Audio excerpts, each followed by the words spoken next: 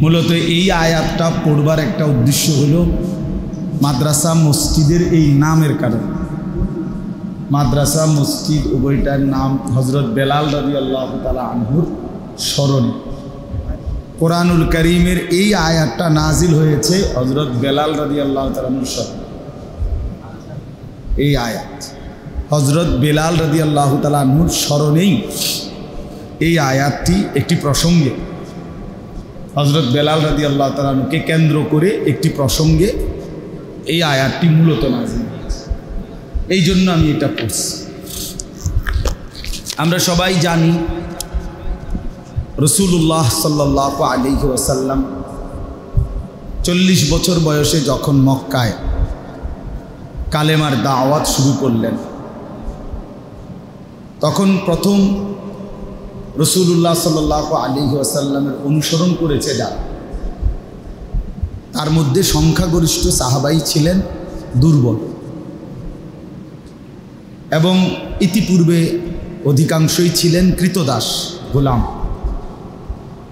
যারা পরবর্তীতে মুসলমান হয়েছেন, সাহাবী হয়েছেন। স্বাধীন বংশীয় সম্ভ্রান্ত এরকমও ছিল, যেমন হযরত আবু বকর সিদ্দিক রাদিয়াল্লাহু তাআলা আনহু, ওমর, ওসমান, ওনারাও ছিলেন।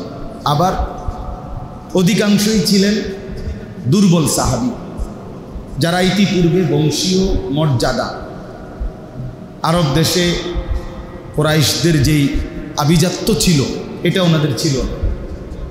হযরতে বেলাল, হযরতে খাব্বাব, খুবাইব, আম্মার, ইয়াসির, সুমাইয়া, জানিরা, এই জাতীয় সাহাবী।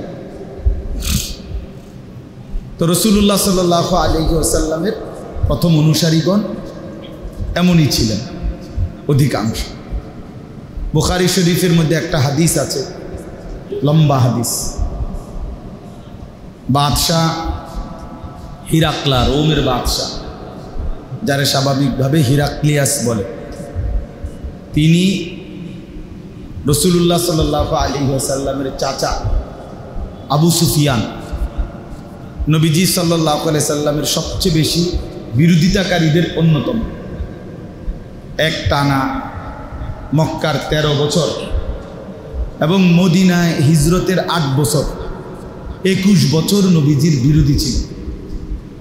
এবং বদরের যুদ্ধ, যেই প্রথম যুদ্ধ, এই যুদ্ধে আবু জেহেল নিহত হওয়ার পর পরবর্তী সমস্ত যুদ্ধে কাফেরদের নেতৃত্ব দিয়েছেন ইনি। কিন্তু আল্লাহর দয়ায় 8ম হিজরিতে মক্কা বিজয়ের সময় তিনি কালেমা পড়ে মুসলমান হয়েছেন, হযরত আবু সুফিয়ান রাদিয়াল্লাহু তাআলা আনহু। এই ইনি কালেমা গ্রহণ করার আগে একবার এই রোমের বাদশাহ হিরাক্লিয়াস, তার সামনে মুখোমুখি বাদশাহ খবর দিয়েছিলেন। তো বাদশাহ আমাদের নবী সাল্লাল্লাহু আলাইহি সাল্লাম সম্পর্কে আবু সুফিয়ানের কাছে অনেকগুলো বিষয় জানতে চাইছিলেন, তদন্ত করছিলেন নবীজির ব্যাপারে। এর মধ্যে 10টা প্রশ্ন নবীজি সম্পর্কে করছেন। আবু সুফিয়ান কাফের হওয়ার পরেও 10টা প্রশ্নের সঠিক উত্তর দিয়েছেন, মানে কোনো ভুল তথ্য দেন না, ঠিক ঘটনা যা নবীজির ব্যাপারে তাই বলছে। আরবের কুরাইশের নেতৃবৃন্দ যারা ছিল, কুফরি অবস্থা, তো তাদের মধ্যে এই মানসিকতা ছিল যে নেতা বাটফারি করেন। নেতা কি হয় না, নেতা নেতাই হয়। নেতার কথার মধ্যে, চলাফেরার মধ্যে আলাদা একটা ব্যক্তিত্ব থাকে। এই জন্য সে কাফের হওয়ার পরেও কথা বলছে সব সলিড, কোনো কথাই মিথ্যা বলে নাই না নিজের ব্যাপারে। আচ্ছা, এই 10টা বিষয়ের মধ্যে একটা বিষয় এটাও প্রশ্ন করছে হিরাক্লিয়াস, রোমের বাদশাহ, যে তুমি জানতে চাচ্ছি যে মুহাম্মদের অনুসারীরা তারা দুর্বল বেশি নাকি সবল বেশি? তো আবু সুফিয়ান বলছে বাল দুআফাউহুম, তার অনুসারীদের মধ্যে দুর্বলদের সংখ্যাই বেশি। তো হিরাক্লিয়াস বলল, হ্যাঁ তাহলে এটাই প্রমাণ করে তিনি সত্য নবী। কারণ ইতিপূর্বে সমস্ত নবীর অনুসারীরা অধিকাংশ দুর্বলই ছিলেন। হ্যাঁ, এই তাহলে রাসূলুল্লাহ সাল্লাল্লাহু আলাইহি ওয়াসাল্লামের সাহাবায়ে কেরাম প্রথম দিকে তারা অধিকাংশই দুর্বল ছিলেন, ইতিপূর্বে কৃতদাস গোলাম ছিলেন। ইসলাম গ্রহণ করার পরে আল্লাহ তাআলা তাদেরকে ইজ্জত দিয়েছেন, সম্মান দিয়েছেন, নবীজির সাহাবীর মর্যাদা অর্জন করেছেন। তো রাসূলুল্লাহ সাল্লাল্লাহু আলাইহি ওয়াসাল্লাম মক্কা থেকে এই যে 13টি বছর কালেমার দাওয়াত দিলেন, প্রতিনিয়ত কাফের মুশরিকরা, কুরাইশরা নবী সাল্লাল্লাহু আলাইহি সাল্লাম এবং সাহাবায়ে কেরামকে জুলুম নির্যাতন করত। যেহেতু কিছুটা দুর্বল ছিলেন, জুলুম করত প্রচুর। এর মধ্যে সবচেয়ে বেশি সাহাবীদের মধ্যে যিনি সবচেয়ে বেশি জুলুমের শিকার হয়েছেন যারা, এর মধ্যে অন্যতম হলো হযরতে বেলাল রাদিয়াল্লাহু তাআলা। খুব বেশি মজলুম হয়েছেন তিনি। ইসলাম গ্রহণ করার কারণে ওনার যেই মনিব ছিল, উনি যার কৃতদাস ছিলেন, তার মনিবের নাম ছিল উমাইয়া ইবনে খালফ। এই উমাইয়া, এই বেঈমান, অত্যন্ত জঘন্য প্রকৃতির কাফের ছিল কুরাইশে, এবং রাসূলুল্লাহ সাল্লাল্লাহু আলাইহি ওয়াসাল্লামের বিরুদ্ধে বিদ্রোহ বিরোধিতাকারীদের অন্যতম একজন। এই উমাইয়া ইবনে খালফ হযরত বেলাল রাদিয়াল্লাহু তাআলা আনহুকে খুব বেশি পরিমাণে জুলুম করছে, খুব বেশি। হযরতে বেলাল রাদিয়াল্লাহু তাআলা আনহুকে প্রতিদিন উত্তপ্ত রৌদ্রের মধ্যে মরুভূমির খোলা বালুতে বুকের মধ্যে পাথর চাপা দিয়ে রাখত, আর সারাদিন এই প্রখর উত্তাপের মধ্যে তিনি পড়ে থাকতেন। বিকাল হলে সূর্যের তেজ কমে গেলে গলার মধ্যে রশির মতো লাগাইয়া ছেলেরা এই মক্কার পাথুরে কঙ্করওয়ালা, পাথরওয়ালা মাটির মধ্যে, জমিনের মধ্যে টানা হেঁচড়া করত। এইভাবে ওনার উপরে অবর্ণনীয় জুলুম নির্যাতন হযরত বেলাল রাদিয়াল্লাহু তাআলা আনহুর উপরে করছে। মুমিনের একটা বৈশিষ্ট্য হলো, মুমিনের জীবনে যদি কালেমা, ঈমান কোনো ঈমানদারের কলিজার মধ্যে বাস্তবিক অর্থে একবার মজবুতভাবে ঢোকে, সত্য কথা হলো সে গোটা পৃথিবী হারাইয়াও ঈমান আর ছাড়তে চায় না, ঈমান আর ছাড়তে চায়, কালেমা আর ছাড়তে চায়। এজন্য পৃথিবীর ইতিহাসে সর্বযুগেই এটা ইতিহাস। পূর্ববর্তী নবীদের আমলেও যারা কালেমা পড়ছেন, ঈমান এনেছেন, শত জুলুম নির্যাতনের পরেও তারা কোনোভাবেই ঈমান ছাড়ে না। এটাই মুমিনের সিফাত। মুমিন সব হারাইতে পারে, ঈমান হারাইতে পারে না। কোনো মানুষের জীবনের সর্বশ্রেষ্ঠ নিয়ামত তার ঈমান, শ্রেষ্ঠতম নিয়ামত তার ঈমান। এই আসমান ও জমিনে আল্লাহ তাআলা আমাদেরকে যত কোটি নিয়ামত দিয়েছেন, তন্মধ্যে কোনো মানুষের উপরে সবচেয়ে পূর্ণাঙ্গ নিয়ামত হলো তার ঈমান। ওয়া আসবাগা আলাইকুম নিআমাহু যাহিরাতাও ওয়া বাতিনা। আল্লাহ তাআলা বলেন, আল্লাহ তার বান্দাদের উপরে নিয়ামত পূর্ণ করলেন প্রকাশ্য এবং গোপনে, মানে প্রকাশ্য এবং গোপন সমস্ত নিয়ামত পরিপূর্ণ করলেন। তাফসীরের মধ্যে আছে, কোনো বান্দার উপরে আল্লাহ নিয়ামত পূর্ণ করলেন এ কথা বলা হবে কখন? যে সে আল্লাহর পূর্ণ নিয়ামত পাইছে। এটা কখন বোঝা যাবে? যখন সে বেশি করে ভাত খাইতে পারে। কি বলে? বিল্ডিংয়ের কাজ শেষ, তারপরে বাজার সদাই, ছেলেগুলোর নিয়ে যা টার্গেট ছিল তাও হাসিল হয়েছে, মেয়েদের বিয়ে শাদি দিয়ে ফেলছে, বিল্ডিং করছে, খাইয়া দাইয়া এখন ভালো আছে, হ্যাঁ, বাজার সদাই, এই মিলাইয়া যখন সুখে আছে, তো সে আল্লাহর দেওয়া সব পাইছে। কি বলেন?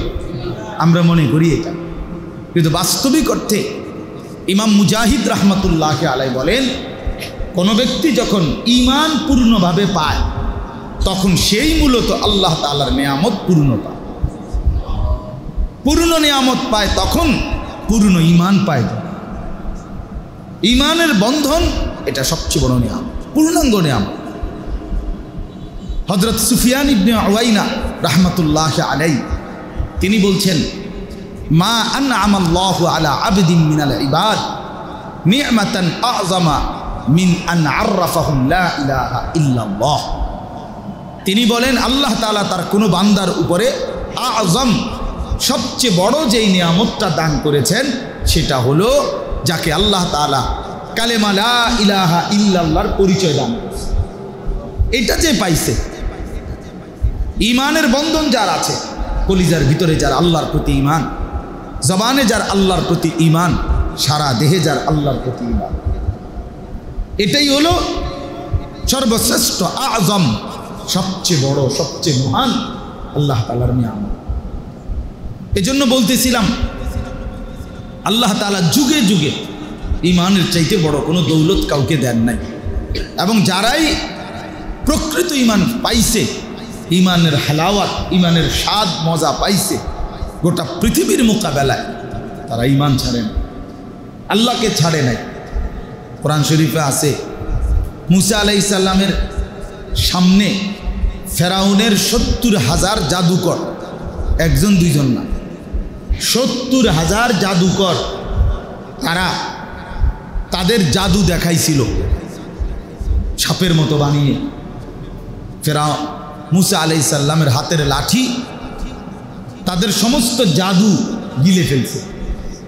তারা বুঝছে মুসার হাতের লাঠি দিয়ে যেটা দেখাইছে এটা জাদু হইতে পারে না, কারণ তারা ৭০,০০০ জাদুকর, পৃথিবী বাসা সমস্ত জাদুর বিদ্যা তাদের কাছে আছে। কাজেই জাদু করে সর্বোচ্চ কি করতে পারে এটা তো তারা জানে, এদূর তো তাদের আইডিয়া আছে। কাজেই তারা বুঝছে এটা নিঃসন্দেহে জাদু নয়, এটা আল্লাহ তাআলার পক্ষ থেকে নিশ্চিত মুসা নবীর মুজিজা। ফলে এই ৭০,০০০ জাদুকর সমস্ত মানুষের সামনে, ফেরাউনের সামনে সেজদা দিয়ে কালেমা পড়ে মুসলমান হয়ে গেছে, ইমানদার হয়ে গেছে। দেখেন আল্লাহ তাআলা তাদের ইমান এত পছন্দ করছে, এই 5 মিনিটের ভিতরে তাদের ইমান আল্লাহ এমন মজবুত করছে কলজার ভিতরে যে আল্লাহ তাআলার এই বান্দারা, ফেরাউন ঘোষণা দিয়েছে আমি তোমাদেরকে গাছের মধ্যে, খেজুর গাছের মধ্যে টাঙ্গাইয়া এরপরে হাত পাও কাইটা কাইটা হত্যা করো, ওয়ালা উসাল্লিবান্নাকুম ফি জুযুআইন নাখ, খেজুর গাছের মধ্যে টাঙ্গামু, এরপরে তোমাদের হাত পাও গিরাগারা কাটবো। তোমরা কেন আমাকে না জিজ্ঞেস করে কালেমা পড়লা, ইমান আনলা কেন? আমি তোমাদেরকে খাওয়াইয়া পড়াইয়া লালন পালন করলাম। এই তখন কোরআনে আছে ৭০,০০০ জাদুকর তখন বলছিল, হে ফিরাউন ফাকদি মা আনতা কাদিন ইন্নামা তাকদি হাদিহিল হায়াতাদ দুনিয়া। আরে বেটা নাফরমান, তো যা মন চায় তা করতে পারো, যাই করবা তুমি, জুলুম নির্যাতন এটা তো শুধু দুনিয়ার এই শরীরটার উপরেই করবা। এই দেহ থেকে যখন রুহু বের হয়ে যাবে এরপরে আর আমগরে ধরবা কেমনে? আমাদের রুহ তো সরাসরি মাওলার জান্নাতে চলে যাবে। ঈমান, ঈমান এতটা মজবুত নিয়ামত, আল্লাহ যাকে দান করে সে গোটা পৃথিবী ভুলে যায়, গোটা পৃথিবী ভুলে যায়। পৃথিবীর সমস্ত স্বার্থ, পৃথিবীর সমস্ত লোভ লালসা সে আর পরোয়া করে না। তো যাই হোক, হযরতে বেলাল রাদিয়াল্লাহু তাআলা আনহু একজন গোলাম, একজন কৃতদাস, একজন হাবশি মানুষ, চূড়ান্ত কালো চেহারার অধিকারী, মক্কার লোক না, মক্কার মানুষ না, উনি তো হাবাসা, ইথিওপিয়া, এখনকার মানচিত্রে আফ্রিকান ইথিওপিয়া একটি দেশ। এই ইথিওপিয়া যেই দেশটা এইটাই হাবাসা আগে বলতো, এখন বলে এইটা। আমি হজ্জের মধ্যে এই ইথিওপিয়ান মুসলমান দেখছি, কথাও বলছি, একদম কালো চেহারা মৌলানা সাহেব, কালো চেহারা, লম্বা, একদম কালো। কিন্তু আমার অনেকক্ষণ কথা বলাতে দেখছি ওই মৌলানা এত কালো চেহারা, কিন্তু হাসি দিলে মানে মুখ খুল, দাঁত এত সুন্দর, মানে কালোর মধ্যে যেন মানে মুখটা এরকম তো শুনে এত চমৎকার লাগছে কথা শুনে, খুব আখলাকওয়ালা। যাই হোক, তো এই হাবশি তিনি হজরতে বেলাল রাদিয়াল্লাহু তাআলা মক্কার মানুষ না, বাড়ি ঘর আত্মীয় স্বজন বাবা মা কিচ্ছু নাই, এখানে তো ওনার কেউ নাই, উনি একজন গোলাম, একজন কৃতদাস। তো আল্লাহ তাআলা তাকে ঈমানের এতটা স্বাদ দিছে, মজা দিছে, ঈমানের এতটা মজবুতি দান করছে, এই উমাইয়া বেঈমান কাফেরের সমস্ত জুলুম নির্যাতনের মোকাবেলায় উনি শুধু এক কথাই বলে গেছে, আহাদ আহাদ, আল্লাহই এক, আল্লাহই এক, আল্লাহই এক। মানে আমি সব ছাড়তে পারি, জুলুম সইতে পারি, আমার আল্লাহকে ছাড়তে পারি, আল্লাহকে ছাড়তে। আসলেই বাস্তবতা এটা ভাব আমার জন্য, আপনাদের জন্য, যুবকের জন্য, বৃদ্ধের জন্য, মা বোনদের জন্য। আল্লাহকে ছেড়ে দিলে জিন্দেগির আর কোনো অর্থ থাকে না।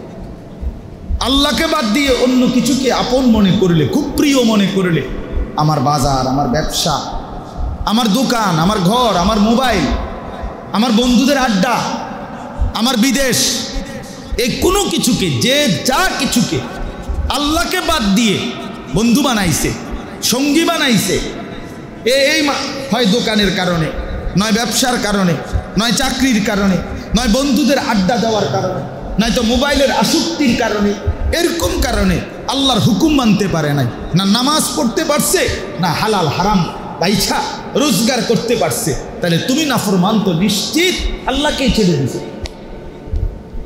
সামান্য চা বিক্রি করে, বন বিক্রি করে, এবারটার নামাজের টাইম নেই, অটো চালায়, আরে অটো কদ্দুর চালাস বেটা, তুমি বেটারও নামাজের টাইম নেই, সিএনজি চালাও, তোমারও সময় নেই, কারো সময়, মোবাইল টিপতেছে, হেরও সময় নাই।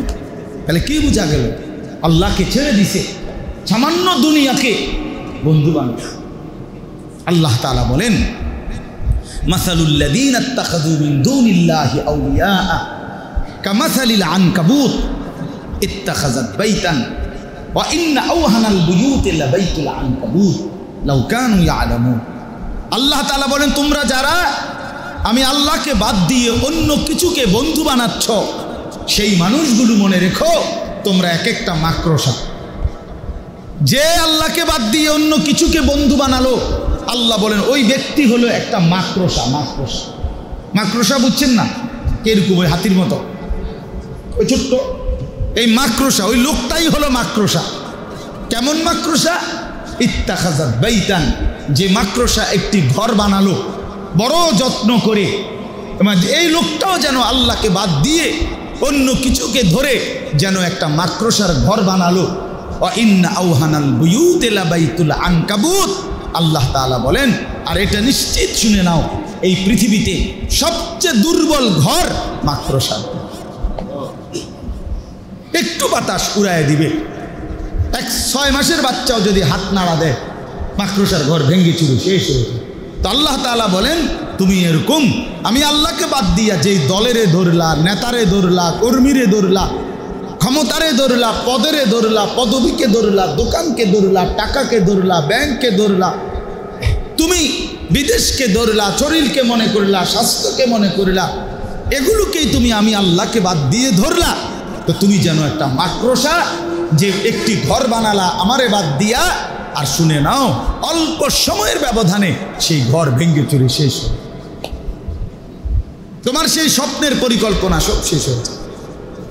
এই জন্য আল্লাহকে ছাড়তে নাই ভাই, আল্লাহকে ছাড়তে নাই। আজ আমরা সবাই মিলে জিন্দিগির এমন এক জিন্দিগি বানায় নিছি, যে জিন্দিগিতে 24 ঘন্টা মুসলমান হিসাবে আমাদের ফিকির আমরা হওয়ার কথা ছিল আখিরাত। মুসলমান মানেই তার প্রথম নজর আখিরাত, দ্বিতীয় নজর দুনিয়া। কথা ছিল এই, আমারও আপনারও। কিন্তু আজ আমাদের আখিরাত মনে পড়ে কখনো সখনো, দুনিয়া মনে থাকে প্রতিনিয়ত। দুনিয়া প্রতিনিয়ত মনে আছে। ঘুম যাইতে যাইতে দুনিয়ার হিসাব, ঘুম থেকে উঠতে উঠতে দুনিয়ার হিসাব। ঘুম যাইতে যাইতে মোবাইল টিপতে আছে, ঘুম থেকে উঠেই পৃথিবীর প্রথম কাজ মোবাইলটা লগে আছে। শেষ সেট দিছে, সর্বশেষ ঘুমানোর সময় খেয়াল করছে মোবাইলটা রাখছি, আর ঘুম থেকে উইঠা প্রথম হাত দিয়ে চাইছে মোবাইলটা আছে, কারণ তাকে পৃথিবীতে বানানোই হয়েছে এই বড় মোবাইলটার জন্য। সে আল্লাহর এই দুনিয়ায় আসছে এই মোবাইল টিপতে বললা, তারে পৃথিবীতে পাঠাইছে এই অপদার্থরে শুধু এই মোবাইল টিপতে। নওজোয়ান এটাই মনে করে, নওজোয়ান এই মনে করে, এই জিন্দিগি মনে করে। আহা, রাত নাই দিন নাই, খামখেয়ালির এক জিন্দিগি, খামখেয়ালির।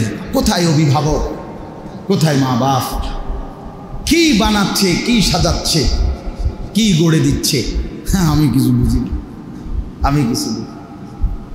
খাটের ক্ষেত্রে খুব যত্ন রাখছে, সোফার ক্ষেত্রে যত্ন নিছে, খুব মনোযোগ দিছে 2 নম্বর কাঠ যেন না দেয়, একটা ইট যেন বিল্ডিংয়ের 2 নম্বর না হয়, বালু সিমেন্ট রড সব কিছু 1 নাম্বার, ফুট হইল 3 নাম্বার, জি হইল 6 নম্বর, বেডি হইল 10 নাম্বার। বুঝেন না? হায় রে বোকা মুসলমান, খাট বানাইলে এত মজবুত, তোমার স্ত্রী এত বড় নাফরমান কেন?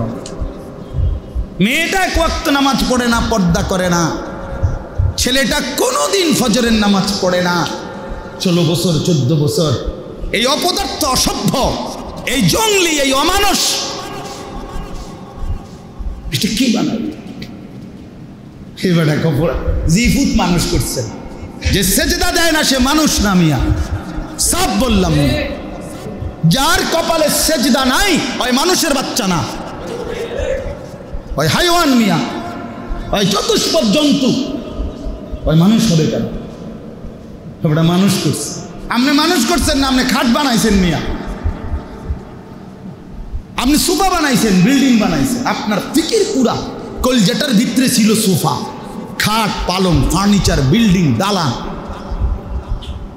এই ছিল ফিকির। আল্লাহকে বাদ দিছেন, আখেরাতকে বাদ দিছেন, মৃত্যুকে ভুলে গেছেন, কবরকে ভুলে গেছেন। মৌলানা আপনি কথা বলতেছিলেন, মৌলানা এইমাত্র আমি শুনতেছিলাম, বলতেছিলেন জাহান্নাম থেকে বাঁচা সহজ, মৃত্যু থেকে বাঁচার কোনো সুযোগই নাই, কিন্তু সমস্ত চেষ্টা মৃত্যু থেকে বাঁচার জন্য, জাহান্নাম থেকে বাঁচার কোনো ফিকিরে নেই। এটা না বলছেন? আমি এই গাড়ি অটো থাকতে শুনছি এই বুদ্ধুর কথা। হযরত মাওলানা মুফতি শফি রহমতুল্লাহ আলাইহি বলতেন, যখনই আল্লাহর কথা হয়, তোমার হাতে যদি সময় নাও থাকে, 1 মিনিটের জন্য হলো সেই কথাটা শুইনো, দেখবা সেখানেও তোমার জন্য তুমি কোনো না কোনো খোরাক, আখিরাতের কোনো পুঁজি পায়। খেয়াল করিলে ভালো। এই জন্য আল্লাহকে বাদ দিতে নাই। আপনাদেরকে বলি, বাস আমাকেও আপনাকেও, ছেলেরা এই যে কয়জন যুবক ভাই বলছেন, আপনাদেরকেও বলি, আল্লাহকে বাদ দিয়ে সুন্দর হয় না। যে জীবনে ইসলাম নাই, যে জীবনে আল্লাহর সাথে বন্ধন নাই, ওই জীবনের শৃঙ্খলা নাই, চুলের কোনো স্টেশন নাই, জামারও কোনো স্টেশন নাই, খাওয়ারও কোনো স্টেশন নাই। রাত্র 3টা বাজে গেছে, ঘুমায় না, ঘুমায় না তো আর ঘুমে যায় না, আর শুইছে এবার আর ওড়ে না, পাগলের মাথা খারাপ।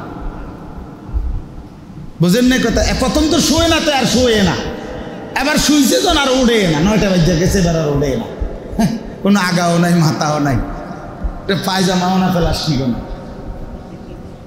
অপদার্থ আর কি, অপদার্থ। হায় হায় হায়, এ তো জিন্দিগি না। মুসলমান মানেই যার জিন্দিগি সুনিয়ন্ত্রিত, পরিকল্পিত।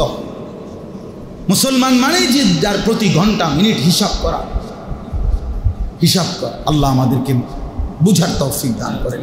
চলেন তো, এই জন্য বলতেছিলাম, হজরতে বেলাল রাদিয়াল্লাহু তাআলা আনহুকে, লোকটা কৃতদাস, দুর্বল মানুষ, কলিজা ভরা আল্লাহ তাআলা ঈমান দান করছেন। আল্লাহ তাআলা তার পরিচয় তাকে এভাবে দিয়েছেন যে গোটা পৃথিবীর মোকাবেলায়, সমস্ত জুলুমের মোকাবেলায় তিনি শুধু জবান দিয়ে আল্লাহকেই ডাকছেন, আল্লাহর জন্যই জান দিতে চাইছেন। নিকাল যায় দম তেরে কদমোं के नीचे यही दिल की हसरत यही दिल की आरज़ू है। আল্লাহ ওয়ালারা বলেন, আল্লাহ আপনার ভালোবাসায় আমার জান আপনার পদতলে কোরবান করে দেব, এটাই তো জিন্দিগির স্বপ্ন, এটাই জিন্দিগির আরজু। দেখেন না, এই ফিলিস্তিনের মুজাহিদরা এক একজন সারা পৃথিবীর মোকাবেলা, সারা পৃথিবী তাকায় আছে। এত বড় জালেমের মোকাবেলায়, ইসরায়েলের ওই ইহুদি কুত্তাদের মোকাবেলায় এত বড় বড় মুজাহিদ একজনের পর একজন কোনো পরোয়া না করে কলিজার খুন দিয়ে দিচ্ছে, জান দিয়ে দিচ্ছে। নিকাল যায় দম তেরে কদমোं के नीचे, আল্লাহর জন্য জান দিয়ে দিচ্ছে, আল্লাহর জন্য জীবন। ঈমান কলিজার মধ্যে বসছে, আল্লাহর জন্য জীবন দিয়ে দিচ্ছে। এজন্য হযরতে বেলাল রাদিয়াল্লাহু তাআলা আনহু, আল্লাহ তাআলা ওনাকে মজবুত ঈমান দিছিলেন, দৃঢ় ঈমান দিছিলেন। তো এরপরে নবীজি সাল্লাল্লাহু আলাইহি সাল্লাম এই মক্কার 13 বছর পার করে মদিনায় গেছেন। সংক্ষেপে বলতেছি, মদিনায় যাওয়ার পরে আল্লাহ নবী সাল্লাল্লাহু আলাইহি ওয়াসাল্লাম 6 মাস পর থেকেই আল্লাহর রাস্তায় যুদ্ধ শুরু করছেন আল্লাহর হুকুমে। উদিনা লিল্লাযীনা ইউকাতিলুনা বিআন্নাহুম যুলিমু। আল্লাহ তাআলা মদিনায় হিজরতের 6 মাস পরেই আল্লাহ কোরআনের আয়াত নাজিল করে বললেন, বন্ধু এখন থেকে আল্লাহর রাস্তায় যুদ্ধ করা, জিহাদ করার অনুমতি আপনাকে দেয়া হলো। করেন। এই যে শুরু হলো বদরের যুদ্ধ, উহুদের যুদ্ধ, খন্দকের যুদ্ধ, খায়বারের যুদ্ধ, এইভাবে যুদ্ধ করতে করতে আল্লাহ নবী সাল্লাল্লাহু আলাইহি সাল্লাম 8ম হিজরিতে, মানে মদিনায় যাওয়ার 8 বছরের মাথায়, তাহলে মক্কার 13 বছর আর মদিনার এখন কত, 8 বছর, কত হলো? এই 8ম হিজরিতে আল্লাহ নবী সাল্লাল্লাহু আলাইহি ওয়াসাল্লাম মদিনা থেকে 10,000 সাহাবী নিয়ে মক্কা আসছেন এবং পুরা মক্কা বিজয় করছেন। কোন হিজরিতে? 8ম হিজরিতে, মানে মদিনায় হিজরতের 8 বছরের মাথা। তো যখন আল্লাহ নবী সাল্লাল্লাহু আলাইহি সাল্লাম এই 10,000 সাহাবীকে নিয়ে মদিনায় থেকে মক্কায় আইসা মক্কা বিজয় করলেন, তো সর্বপ্রথম আল্লাহ নবী সাল্লাল্লাহু আলাইহি ওয়াসাল্লাম সাহাবায়ে কেরামকে নিয়ে কাবা ঘরের সামনে আসছেন। এই আমার এই আয়াতের কথা বলার জন্য বলতেছি, এবার বুঝেন। কাবা ঘরের সামনে আসছেন নবীজি সাল্লাল্লাহু আলাইহি সাল্লাম। আয়েশা, আল্লাহ নবী সাল্লাল্লাহু আলাইহি সাল্লাম নিজের হাতের লাঠি মুবারক দিয়ে সমস্ত মূর্তি একটা একটা করে আঙ্গুল ছোঁয়াইছেন, হাতের লাঠি সব ভাঙ্গা পড়ছে, এগুলো সব সরাইছেন। এরপরে যখন আল্লাহর ঘর কাবা কুফর থেকে মুক্তি হইল, মূর্তি থেকে কি হয়ে গেল, পবিত্র হইল, তো আল্লাহ নবী সাল্লাল্লাহু আলাইহি সাল্লাম এই দিন, মক্কা বিজয়ের দিন, হযরতে বেলাল রাদিয়াল্লাহু তাআলা আনহুকে বললেন, বেলাল কাবার ছাদে উঠা আজান লাগা, ওঠো, কাবার ছাদে ওঠো। আচ্ছা, হযরতে বেলাল রাদিয়াল্লাহু তাআলা আনহু কাবা ঘরের ছাদে উঠলেন, আজান দিল। এবার আসেন, মক্কার যে কুরাইশরা, কাফেররা, তারা নবীজি যেহেতু কাবা ঘরের সামনে আসছে, মক্কা বিজয় হয়ে গেছে, এই হিসাবে এই কাফেরগুলো একটু দূরের থেকে তারা তাকায়া তাকায়া কাবা ঘরের সামনে নবীজি কি করে এটা দেখতেছিল। এই সময় তারা দেখতেছে কুরাইশরা এই বেলালকে নবীজি সাল্লাল্লাহু আলাইহি সাল্লাম কাবার ছাদে উঠাইছে। এইটা দেখা তারা আফসোস শুরু করছে যে হায় রে, আমরা জীবনে কোনোদিন কোনো নিম্ন বংশের কাউরে কোনোদিন কুরাইশ ছাড়া, সম্ভ্রান্ত ব্যক্তি ছাড়া কোনোদিন কাবা ঘরের ভিতরে কাউরে কোনোদিন ঢুকতে দেই না। এই যে কাবা ঘরের দরজা আপনারা দেখছেন, যারা তো সরাসরি দেখছেন বা এমনও দেখছেন, কাবা ঘরের দরজা অনেক উঁচা। তো হিসাবে কেউ যদি চিন্তা করে এটা তো জানালা হইবার কথা, এত উঁচা তো দরজা হইবে না, দরজা তো থাকবে আরো নিচে, না জানালা না হইবার কথা এটা, কিন্তু এটা তো দরজা মূলত। তো তাহলে এত নিচের থেকে এই দরজার মধ্যে উঠতো কেমনে? স্বাভাবিকভাবে তো এটা দরজা না, তো এটার চাইতে তো জানালা না একটু উঁচা হয়। তো মূল বিষয় ছিল মক্কার কুরাইশরা, তাদের নিয়ম ছিল তারা যাকে অনুমতি দিত তার জন্য সিঁড়ি ফেলাইতো, এই সিঁড়ি দিয়া সে উইটা কাবা ঘরের ভিতরে ঢুকতে পারত, সবাই ঢুকার অনুমতি ছিল না। তো যেখানে কাবা ঘরে ঢুকতে দিত না যে কাউকে, এখন আল্লাহ নবী সাল্লাল্লাহু আলাইহি সাল্লাম কাবার ছাদে হযরতে বেলালকে উঠাইছে। আর এই আশপাশের সমস্ত কুরাইশ বেঈমানগুলো দেখা আফসুস করে কপালে বাড়ি দিয়া বলতেছিল, নিজেদের বাপ দাদার নাম বলে বলতেছিল, হায় বাবা দাদা আপনার গো কপাল ভালো, আপনারা এই বেজ্জুতি আল্লাহর ঘরের কাবার দেখতে হয় নাই, আমরাই দেখতে হইল যে মোহাম্মদ এক কৃতদাসকে, যাকে আমরা গত কিছুদিন আগে মারছি, নির্যাতন করছি, এরকম একটা সাধারণ কৃতদাসকে কাবার ছাদে তুলে দিছে। কামদা করলো, কাবা ঘরের এত বড় বেজ্জুতি করলো। কথা বুঝছেন কিনা? এইটা তারা চারদিক থেকে বলতেছিল। হযরতে বেলাল আজান দিচ্ছিলেন। আল্লাহ তাআলা রব্বুল আলামিন তিনি কি এই কথাটা শুনছে? কথা বলেন না কেন? এই যে হেরা যে এগুলা বলতেছেন আল্লাহ শুনছে না? তাদের এই কথাটা তো নবীজিও শুনতেছে, আল্লাহও শুনছে, সাহাবায়ে কেরামও শুনছে, সরাসরি আল্লাহ তাআলা এই তখন হযরত জিবরাইলকে পাঠিয়ে আল্লাহ তাআলা বললেন, বন্ধু এই বেঈমানদের এই আফসোস, এই তিরস্কারের জবাব আপনি দিবেন না, বেলালের পক্ষে জবাব আমি দিচ্ছি, আমি দিচ্ছি বেলালের পক্ষে জবাব। এই তখন আল্লাহ তাআলা এই আয়াত নাজিল করে বললেন, ইয়া আইয়ুহান নাস, হে সমস্ত লোক সকল, হে মুমিনগণ তোমরাও শোনো, কাফের বেঈমান তোমরাও শোনো, সমস্ত মানুষ শোনো। মাতবরি করো কেন? অহংকার করো কেন? তুমি কুরাইশ, ওইতে কৃতদাস, তুমি মজুমদার, ওইতে ফাডারি, ওইতে ভুইয়া, এইতে খান, ওইতে মীর, ওইতে মজুমদার, কিতাই দিন কিসের মাতবরি করো বেটা?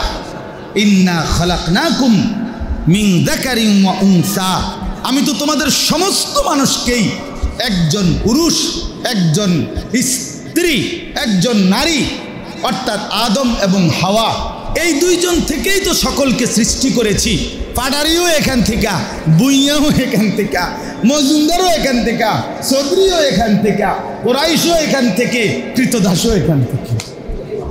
এটা অহংকারের কিত্তা করো, মাতবরি করো কেন, বড়াই করো কেন? আমি তো সকলকে সৃষ্টি করেছি একই পুরুষ একই নারী থেকে, ঠিক কি না বলে? এটাই তো সত্য, এটাই তো বাস্তব কথা। ইয়া আইয়ুহান নাস ইত্তাকু রাব্বাকুম আল্লাযী খালাকাকুম মিন নাফসিন ওয়াহিদা ওয়া খালাকা মিনহা যাওজাহা ওয়া বাসসা মিনহুমা রিজালান কাসীরান ওয়া নিসাআ। আল্লাহ তাআলা বলেন, হে মানুষ তোমরা আল্লাহকেই ভয় করো, আল্লাহই সর্বপ্রথম তোমাদেরকে সৃষ্টি করেছেন একটি আত্মা থেকে, আদম, তার থেকে সৃষ্টি করেছেন তার স্ত্রী হাওয়া, তার মাধ্যমে এই দুইজনের মাধ্যমে আল্লাহ তাআলা পরবর্তী নারী এবং পুরুষদেরকে এই পৃথিবীতে আবাদ করেছেন, বংশ বিস্তার করেছেন। তো কাজেই এখানে বড়াই করার কোনো সুযোগ নাই, বরং প্রত্যেকেরই বাবা একজন, প্রত্যেকেরই মা একজন, যেই বংশের, যেই দেশের, যেই অঞ্চলেরই হও না কেন, যেই পদেরই হও না কেন। এবার আল্লাহ তাআলা বলেন, ওয়াজআলনাকুম শুউবান ওয়া কাবাইলা লিতাআরাফু, সবাই যদি একই বাবার একই মার হয় তো এই ভাগ করলেন কেন? এরা কুরাইশ, এরা বনি আদি, এরা বনি তামিম, এরকম বিভিন্ন গোত্রের ভাগ করলেন কেন? এভাবে ওই যে চৌধুরী, মজুমদার, পাটোয়ারি, ভুইয়া, মীর, খান, এগুলো হইল কেন? তো যেন আল্লাহ জবাব দিতেছে, আরে এই বংশ এবং গোত্র দুনিয়ার পরিচয়ের জন্য, দুনিয়ায় চলতে গিয়ে পরিচয়ের জন্য না আমি এমনি দিছি, পরস্পরের পরিচিতির জন্য, অহংকার গর্ব বড়াইয়ের জন্য নয়, বড়াইয়ের জন্য, হ্যাঁ বড়াইয়ের জন্য না। লিতাআরাফু, তোমাদের পরস্পরের পরিচয়, কোন বাড়ির মেয়ে কোন বাড়ির ছেলের সাথে বিয়ে হইতেছে, হ্যাঁ এই পরিচয়, চাচা, মামা, ফুফা, খালু, যেমন এগুলো তো পরিচয়ের জন্য। চাচা মানে আমার বাবার ভাই, মামা মানে আমার মার ভাই, ঠিক না? এটা কি জন্য? পরিচয়ের জন্য এই শব্দগুলো। এ তো অহংকার। আমি একটা চাচা বেড়া কথা সাবধানে কইছি, তো কি চাচা হইলে আপনি লেগে সাবধানে কথা কইতেইব মানে? আপনি বলেন না, আমি যদি বলি বেডা নাক ফালাই দেব বেড়া, আমি একটা মামা বেডা, তো মামা হইলে আপনি দাঁত ফলাই দিবেন। মানে এখানে বড়াইয়ের কি, অহংকারের কি? অহংকারের কিছুই নেই। আল্লাহ তাআলা বলেন আমি তো এগুলো দিয়েছি পরস্পরের পরিচয়ের জন্য, পরিচয়ের জন্য, এ তো অহংকারের জন্য দেই নাই, অহংকার আর বড়াইয়ের জন্য দেই নাই। তাহলে দেখেন এখান থেকে আল্লাহ তাআলা প্রথম জবাব দিলেন, তোমরা নিজেদেরকে কুরাইশ মনে করছো, আলাদা বংশের, আর বেলালকে মনে করছো কৃতদাস। না বেটা, বরং তোমরা যেই বাবার সন্তান, বেলালও সেই বাবার সন্তান। কাজে এই দৃষ্টিকোণে বংশ দিয়া, হ্যাঁ, পরিবার দিয়ে, গোত্র দিয়ে, এলাকা দিয়া, মহল্লা দিয়া কোনো সম্মান মর্যাদার কোনো পার্থক্য হবে না। তাহলে সম্মান মর্যাদা বৈশিষ্ট্য নির্ধারিত হবে অন্য কিছু দিয়ে। কথা বুঝছেন কি না বলেন? অন্য কিছু দিয়ে, অন্য কিছু দিয়ে।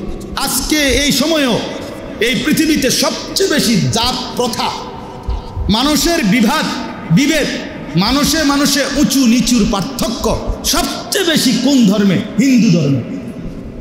যুগ যুগ ধরে সবচেয়ে বেশি জাত প্রথা, মানুষের বিভেদ, এটা হিন্দুদের মধ্যে।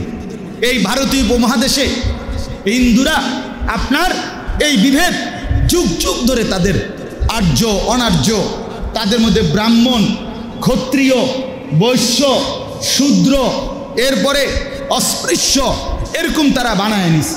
কিছু মানুষ তাদের ধর্মে এমন আছে, এরা মানুষ জলজ্জান্ত, কিন্তু এরা যারা ব্রাহ্মণ তাদের ধর্মের, এই ব্রাহ্মণ যদি ওই ওই ওই জাতের মানুষ যদি কেউ ব্রাহ্মণের সামনে আসে আর ব্রাহ্মণের শরীরে যদি তার ছায়াও পড়ে, তাহলে এ অপবিত্র হয়ে যায়, তার বিচার হয়। এখনো ইন্ডিয়াতে এমন অনেক মন্দির আছে যেখানে নিম্ন জাতের কাউকে তারা ঢুকতে দেয় না। নিকৃষ্ট, একদম বহুতই নিকৃষ্ট। এই জাত প্রথা তাদের মধ্যে সবচেয়ে বেশি। তারা আপনার এই নিজেদের মধ্যে এই ভাগ করে নিছে মানুষের মধ্যে।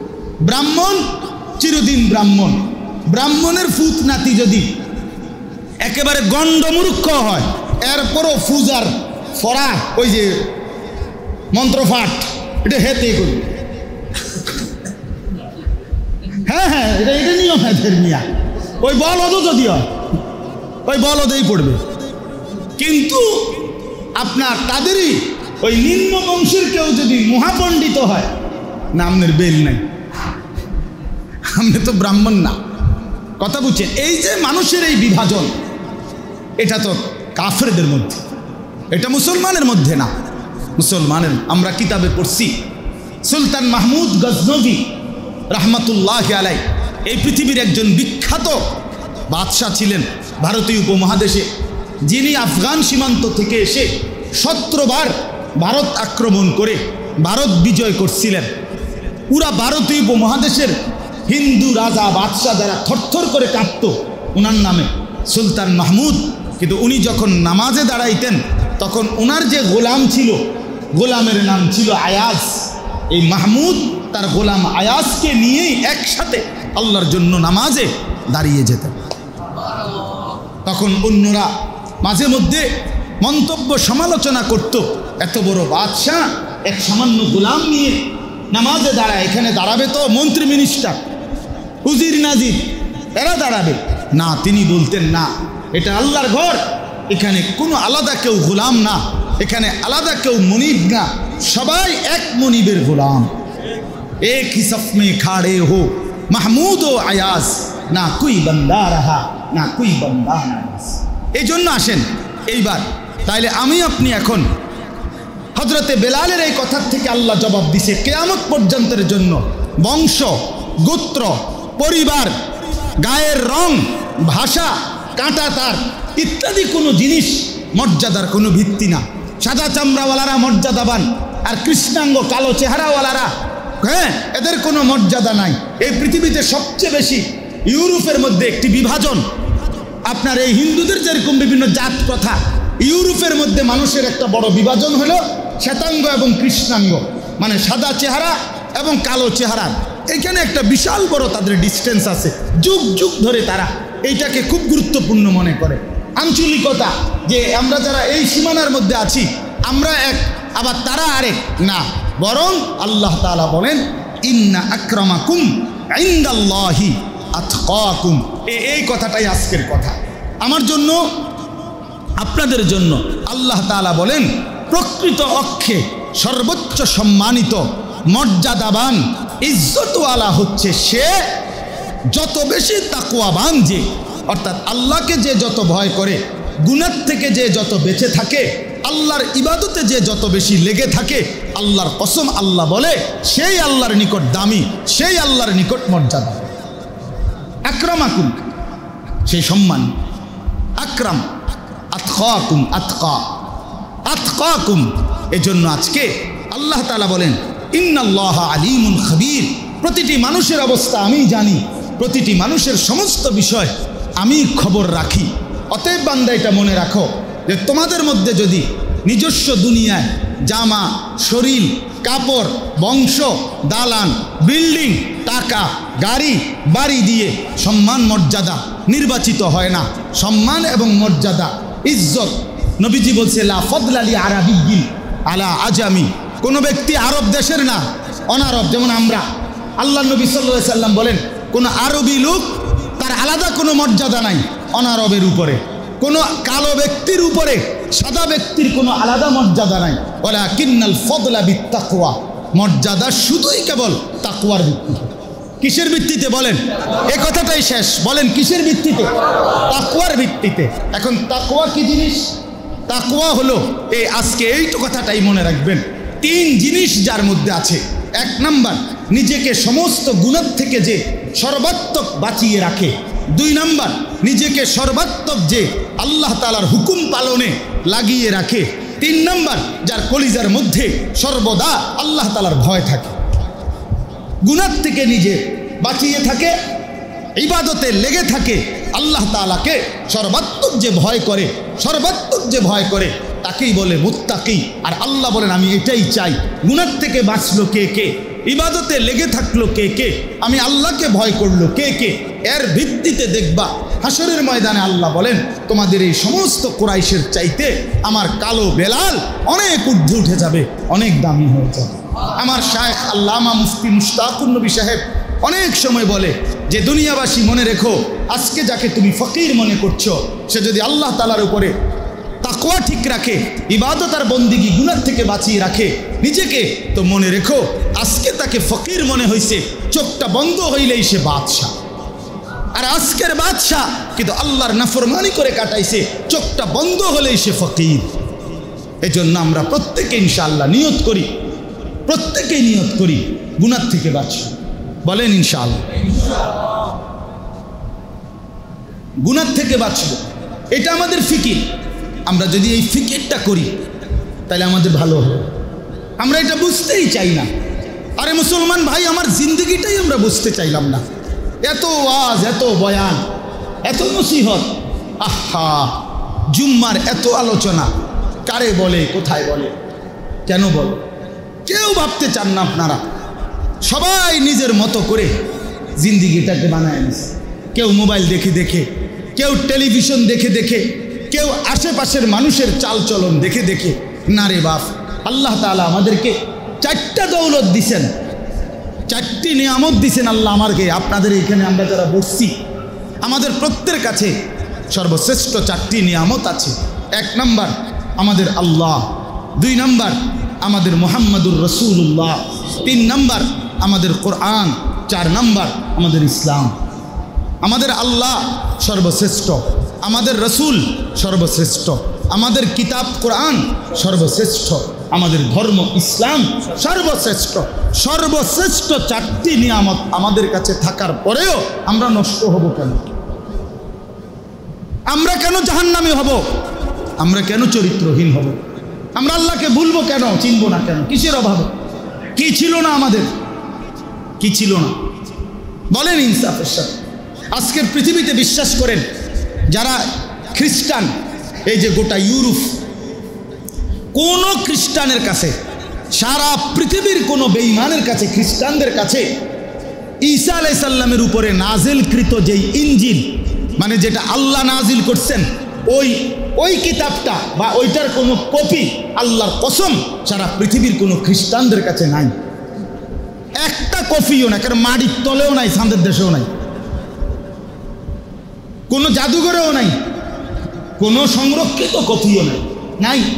এই যে এটা তারা এখন কিতাবুল মুকাদ্দাস কখনো নাম দেয়, কখনো ইনজিল শরীফ, কখনো বাইবেল শরীফ, এটা পুরাটাই তাদের বানোয়াটি, নিজেরা বানায়, নিজেদের বানানো। তাদের কাছে নিখুঁত কোনো কিতাবে নাই সারা পৃথিবীর। এমনি তো আধুনিক পৃথিবীর একেবারে আধুনিক করতে করতে করতে করতে মানুষের জীবন যাত্রা, মানুষের সব কিছুই মেশিন বানায় লেছে, হাসেও মেশিনে, কান্দেও মেশিনে, জিন্দিগি পুরাটাই রোবোটিক বানায় ফেলছে, সব কিছুতেই আধুনিকতার। কিন্তু আজকে পর্যন্ত নিজেদের ধর্মের উপরে একটি মূল কিতাব খুঁজে দিতে পারে না, নাই তাদের কাছে।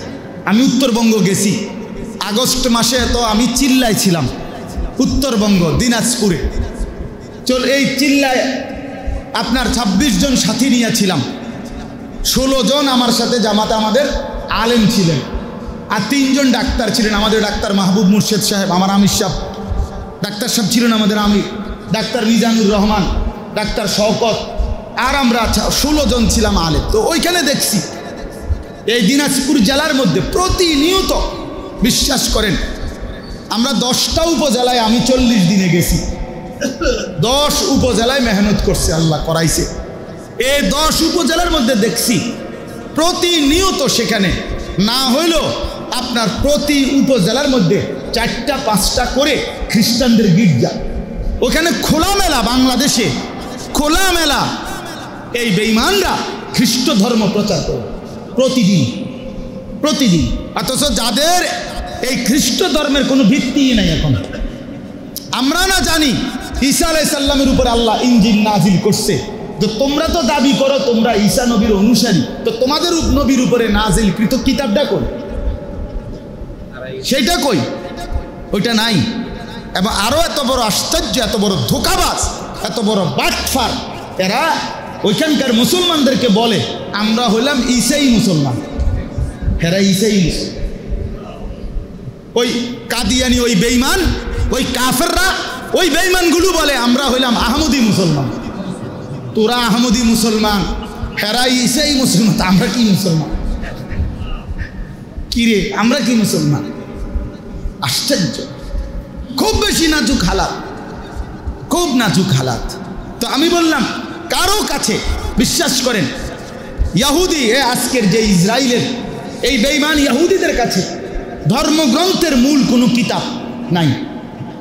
মুসা আলাইহিস সালামের উপরে আল্লাহ তাআলা যে তাওরাত নাজিল করছেন সেই মূল কপি লিখিত কিছুই নাই, কিছুই নাই তাদের কাছে।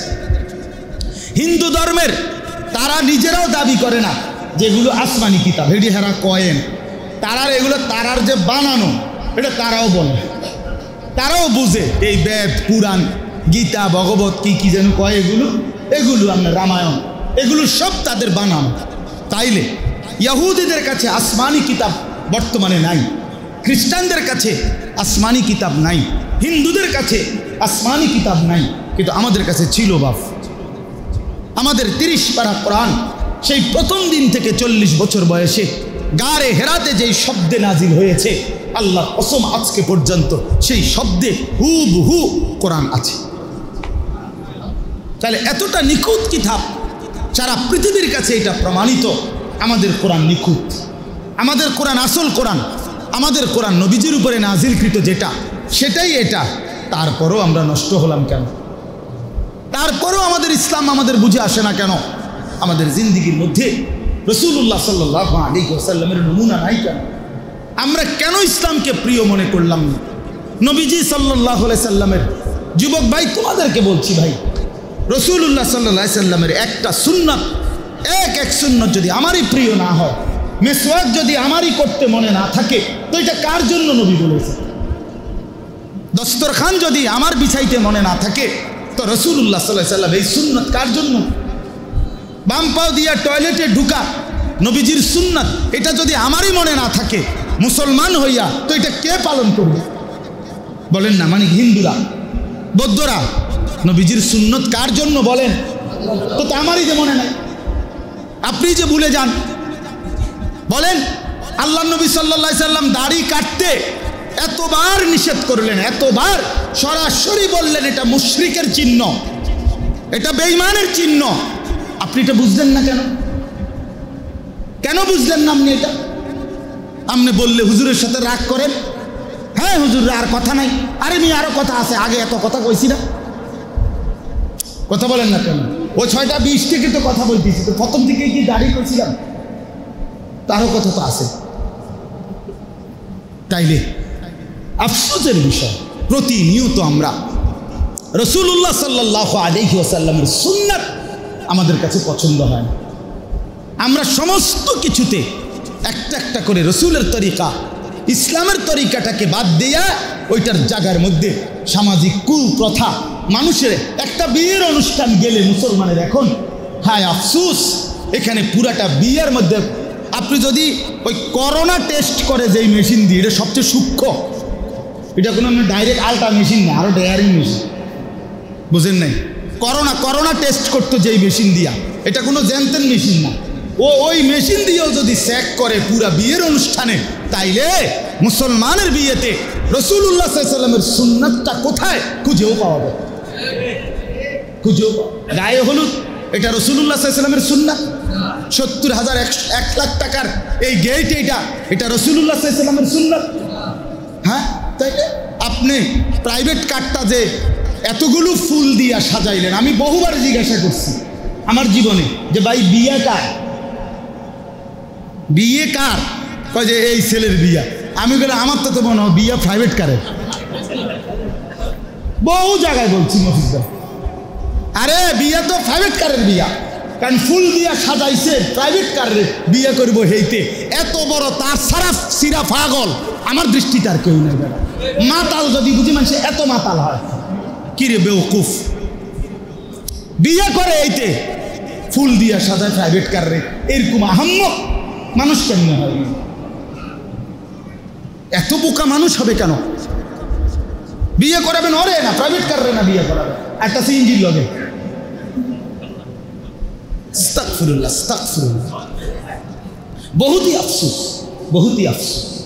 পুরাটা অনুষ্ঠান একটা হাইয়েসের মধ্যে 12-14 জন ছেলে মেয়ে নারী পুরুষ একলগে উঠে গেছে।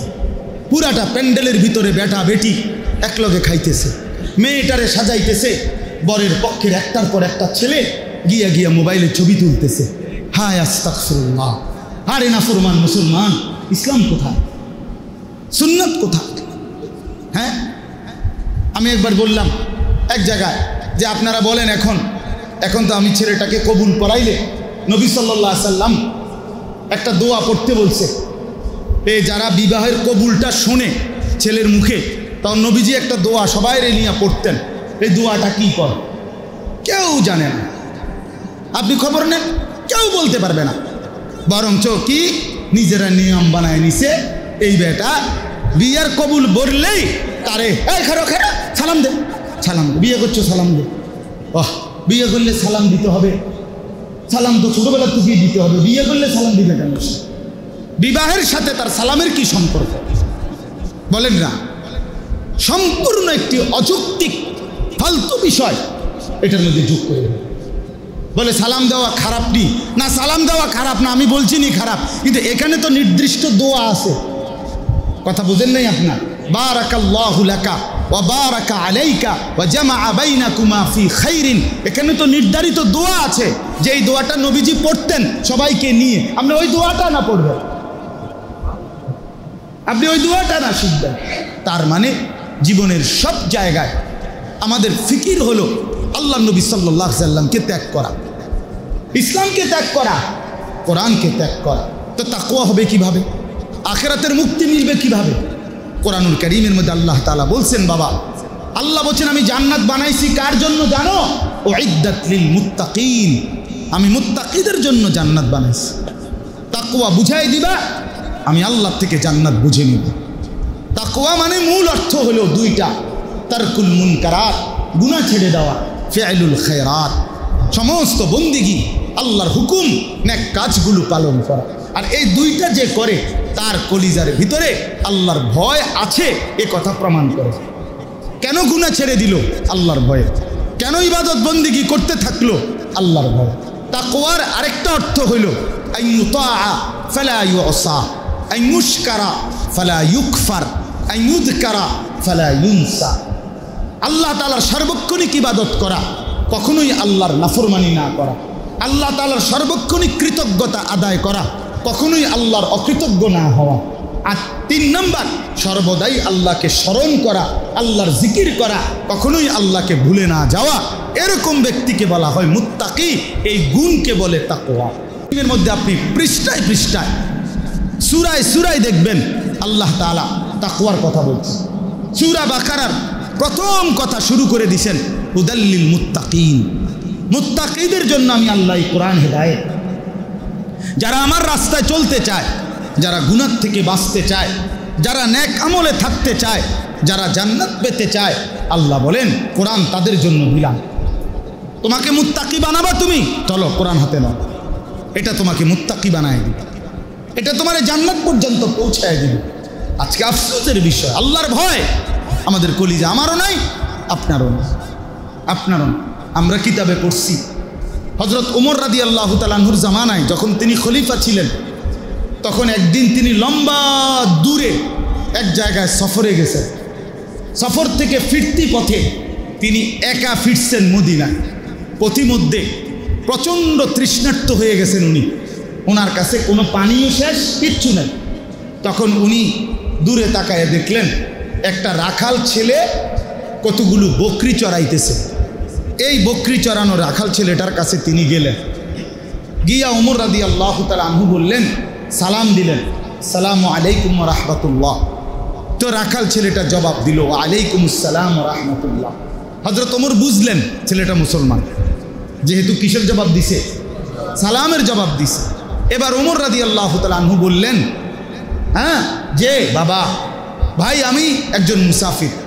তখনকার যুগে এরকম যারা মরুভূমির রাখাল ছিল, কেডা খলিফা হয় না হয় এত কথা হেরা জানত না।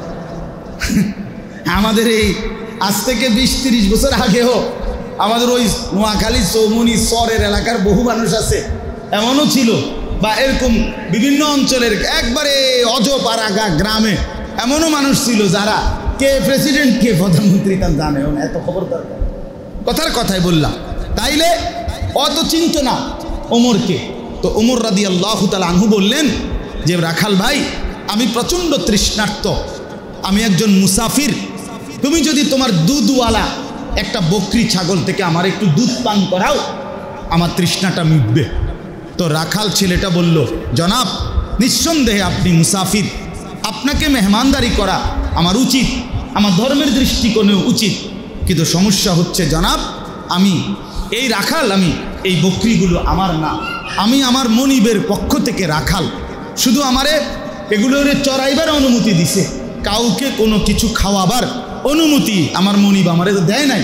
এখন আমি তার অনুমতি ছাড়া তো আপনাকে দুধ পান করাইতে পারি না। হযরত ওমর রাদিয়াল্লাহু তাআলা আনহু ভাবলেন ছেলেটা মুত্তাকি, আল্লাহকে ভয় করে। তিনি এবার একটা কৌশল করলেন যে তার ঈমান কেমন মজবুত, তাকওয়া, তা আমি আরেকটু দেখি। হযরত ওমর রাদিয়াল্লাহু তাআলা আনহু এবার বললেন যে হে রাখাল, এক কাজ করো, দুধওয়ালা একটা বকরি আমাকে বিক্রি করে দাও, বেচে লাও আমার কাছে, কিছু টাকা দেব, আর তুমি আমার দুধওয়ালা একটা বকরি দিয়ে দাও, তোমার লাভ হবে, তুমি কিছু টাকা পাবা দিরহাম, আর আমার একটা বকরি হলে আমি বাকি রাস্তাটা চলতে চলতে এই বকরির দুধ পান করে আমি আমার সময়টা তৃষ্ণাটা মিটাইতে পারবো, আমার জান বাঁচবে, আর তোমারও কিছু টাকা হবে। সমস্যা থাকবে শুধু একটা, যে তুমি তোমার মনিবের কাছে একটা বকরির হিসাব দিবা কেমনি? তুমি তো রাখাল, যে যার বকরিগুলো তারে গিয়া কইবা কি যে একটা বকরি কই, ওইটা কোনো সমস্যা না, তুমি বলবা এতগুলো বকরি জঙ্গলের পাশে চালাইতে গেলে, চড়াইতে গেলে এরকম 2-1টা হারায়। কথা বোঝেন নাই? 1-2টা হারাইতেই পারে, কোন দিকে গেছে গা আমি আর পাই নাই, এইটা বললে তোমারে কিছুই বলবে না তোমার মনি, এটা যুক্তির কথা যে এরকম 1-2টা হারাইতেই। আল বিদায়া ওয়ান নিহায়া কিতাবে হাফেজ ইবনে কাসির রাহমাতুল্লাহ এই ঘটনা লিখছেন। এই এদ্দুর বলার পরে ওমর রাদিয়াল্লাহু তাআলা ছেলেটা তো ওমরকে চিনে না, কিন্তু সাথে সাথে ছেলেটা খুব জোর আওয়াজে চিৎকার দিয়া বললেন, ইয়া হাযা ফাআইনা আল্লাহ। এই মিয়া তাইলে আল্লাহ কোথায়? আল্লাহ কোথায়? ফাআইনা আল্লাহ। তোমারে না ফাঁকি দিলাম, গোটা পৃথিবীবাসীকে ফাঁকি দিলাম, আমার মনিবকে ফাঁকি দিলাম, তো ওই আসমানওয়ালা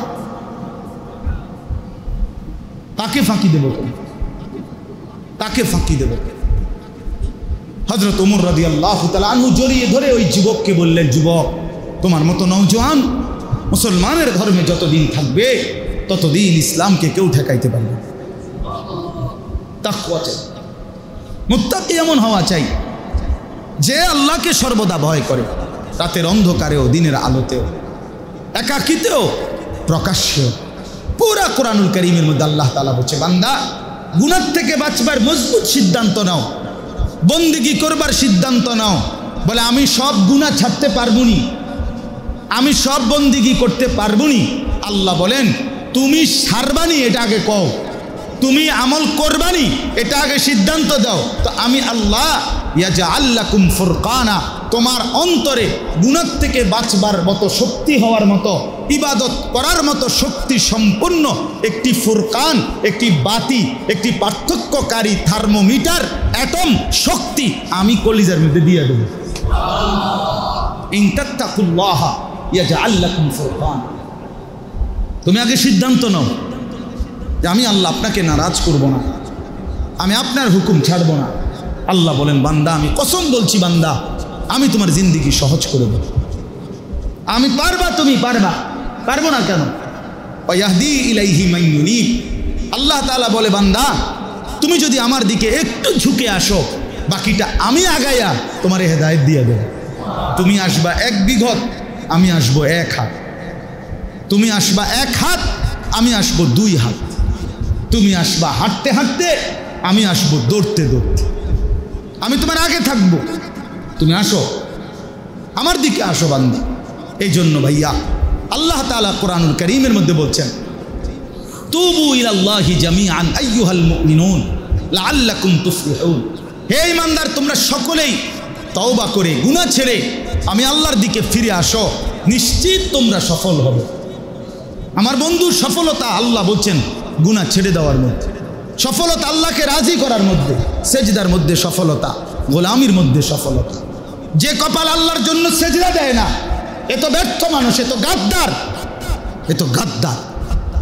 আরে আপনি বলেন মিয়া, আপনারা বলেন এখানে যে ইবলিস শয়তান, যেটারে কয় ইবলিস শয়তান, ইতিপূর্বে তাফসীরে আছে কোন কোন বর্ণনায় ৮০,০০০ বছর সে ইবাদত করছে। ৮০,০০০ বছর পরে একদিন শুধু একটা সেজদা দেয় নাই। কয়টা সেজদা? একটা সেজদা দেয় নাই। পরের মিনিট থেকে আল্লাহ তাআলা বললেন, তুই শয়তান,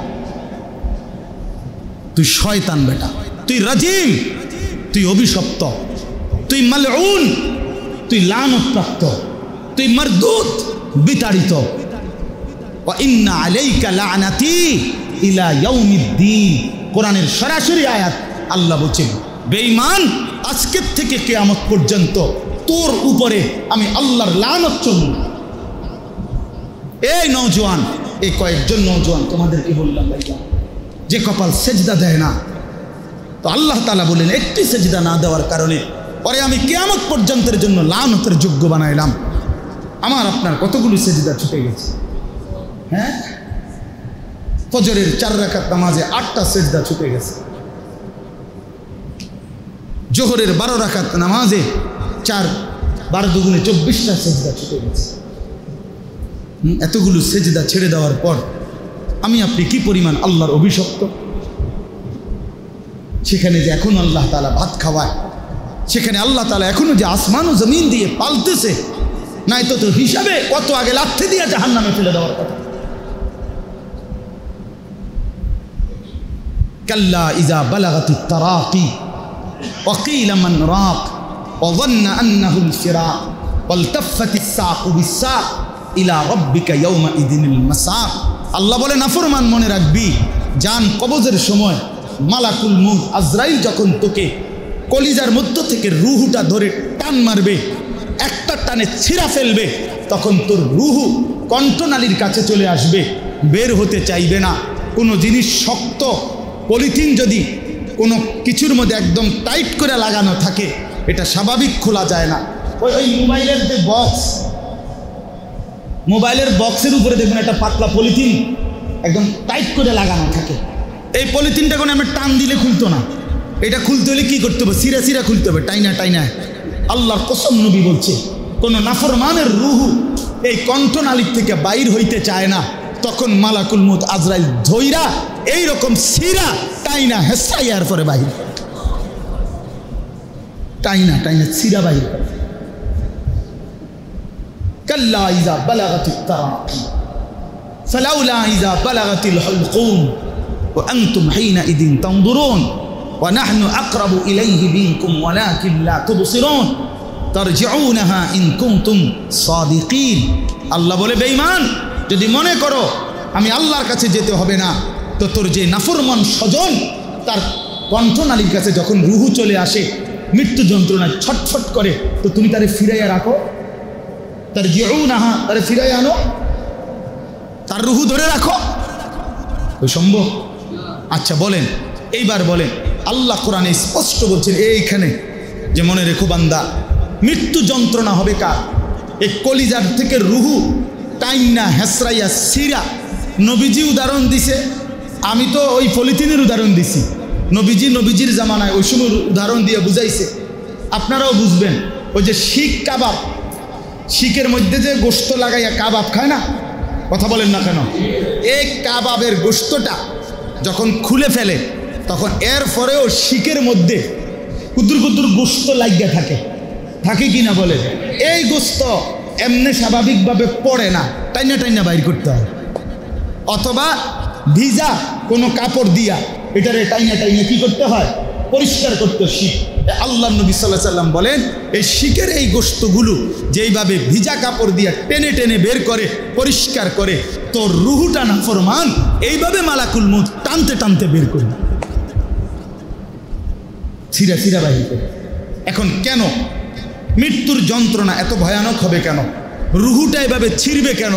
আল্লাহ কোরআনে স্পষ্ট বলছেন, ফালা সাদ্দাকা ওয়ালা সাল্লা, কারণ হলো এই নাফরমান আমি আল্লাহকে বিশ্বাস করে নাই, ওয়ালা সাল্লা, এবং নামাজ আদায় করে। কি আদায় করে নাই? বলেন না, কি পড়ে নাই? এজন্য বন্ধু, ভাই আমার, বাবা আমার, যে নামাজ পড়েন না, মনে রাখেন কলজাটা ছিঁড়া ফেলবে, তো কলজাটা ছিঁড়া ফেলবে। মৃত্যুর যন্ত্রণা তখন বড় কঠিন হবে, বড় কঠিন। ওয়ালাউ তারা ইযিজ যালিমুনা ফি গামারাতিল মাউত ওয়াল মালাইকাতু বাসিতু আইদিহিম আখরিজু আনফুসাকুম আল ইয়াউমা তুজজাউনা আযাবাল হুন।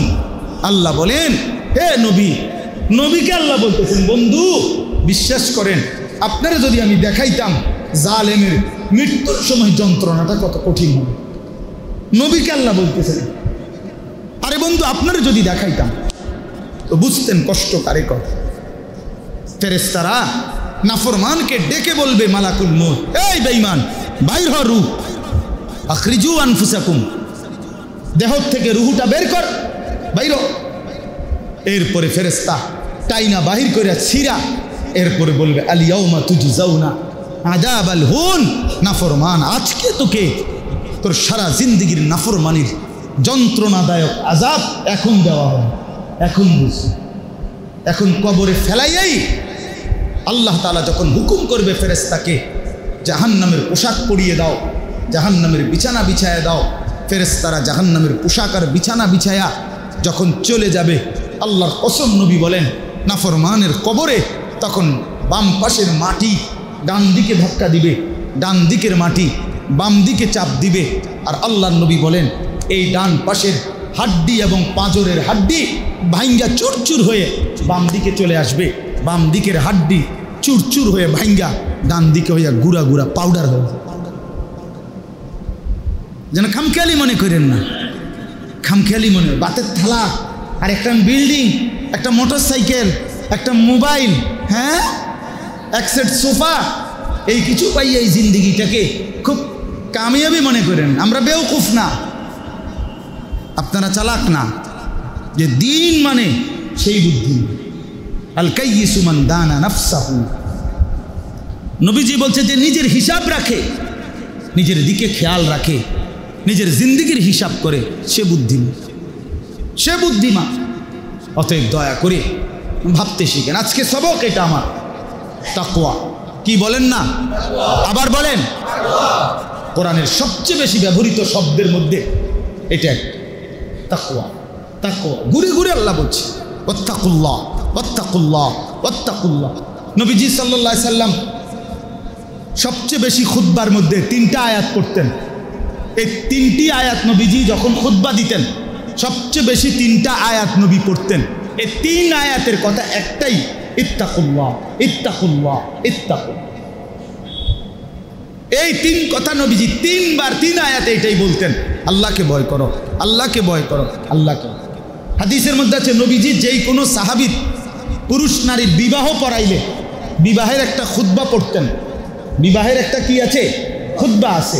এই বিয়ের খুতবার মধ্যেও নবীজি এই 3টা আয়াতে শুধু পড়তেন। এই 3টা আয়াতের কথা একটাই, ইত্তাকুল্লাহ ইত্তাকুল্লাহ ইত্তাকুল্লাহ। হ্যাঁ, ইয়া আইয়ুহাল্লাযীনা আমানুত্তাকুল্লাহা হাক্কা তুকাতিহি ওয়ালা তামুতুন্না ইল্লা ওয়া আনতুম মুসলিমুন।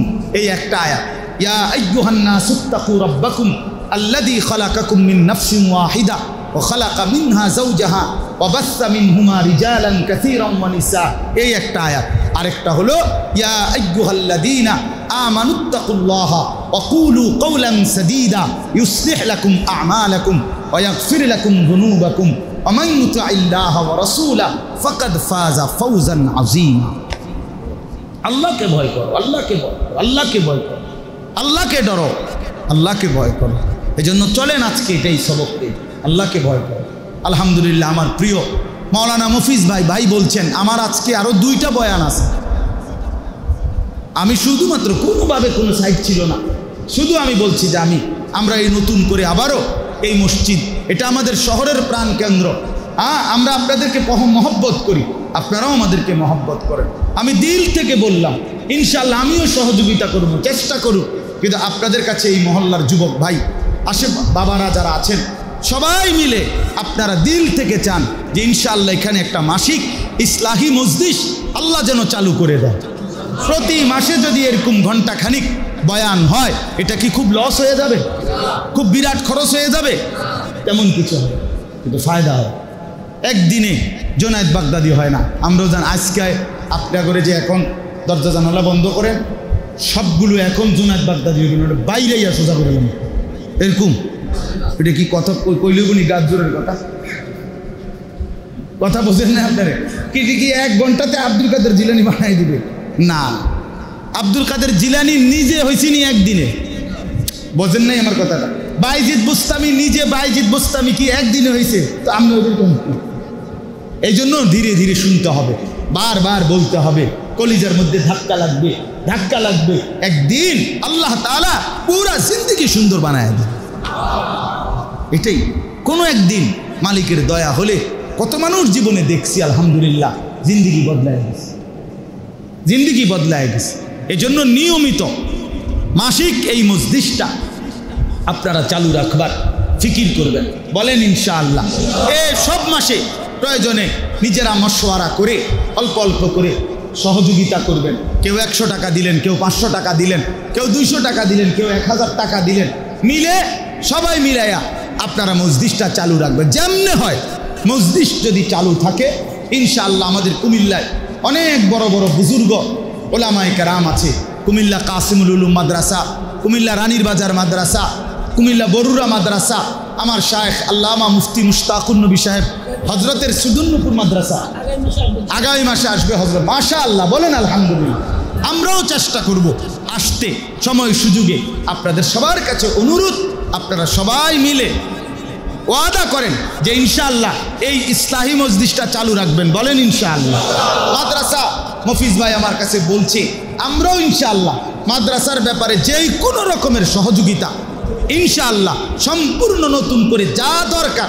আমার কথা হইল মাদ্রাসা আর মসজিদ একটা জিনিস মনে রাখেন, আমার একজন উস্তাদ আছে লালমাই বাগমারার, হজরত মাওলানা মুফতি মুস্তফা মাহমুদি দামাত বারাকাতুহুমুল আলিয়া। এ হুজুর সবসময় বলতেন আমরে মাদ্রাস আরে এক কয় যে একটা জায়গায় দুইটা জিনিস দরকার, একটা হলো মুসল্লা নামাজের জায়গা, আরেকটা হলো দরকার মুসল্লি নামাজ পড়েনেওয়ালা। মুসল্লি হলো নামাজ আদায়কারী, মুসল্লা হলো নামাজের কি জায়গা। তো হজরত বলেন যে যেখানে একটি মসজিদ একটি মাদ্রাসা একসাথে যদি আবাদ হয় তাহলে মুসল্লাও আবাদ মুসল্লিও আবাদ। কথা বোঝেন না? মুসল্লা মসজিদ নামাজের জায়গা, মুসল্লি মাদ্রাসা এখানে নামাজি বানানোর জায়গা। দেখা গেছে তখন আর এই জায়গাটা আবাদ থাকবে। এই জন্য এই মাদ্রাসাটাও যেন নতুন করে সুন্দরভাবে আরও আগের চাইতে আপনাদের সকলের স্বতঃস্ফূর্ত সহযোগিতায় এগিয়ে যায়, এর জন্য আপনারা সর্বাত্মক চেষ্টা করবেন তো ইনশাআল্লাহ? সবাই বলেন ইনশাআল্লাহ, সবাই বলেন ইনশাআল্লাহ। আল্লাহ তাআলা আপনাদের সবাইকে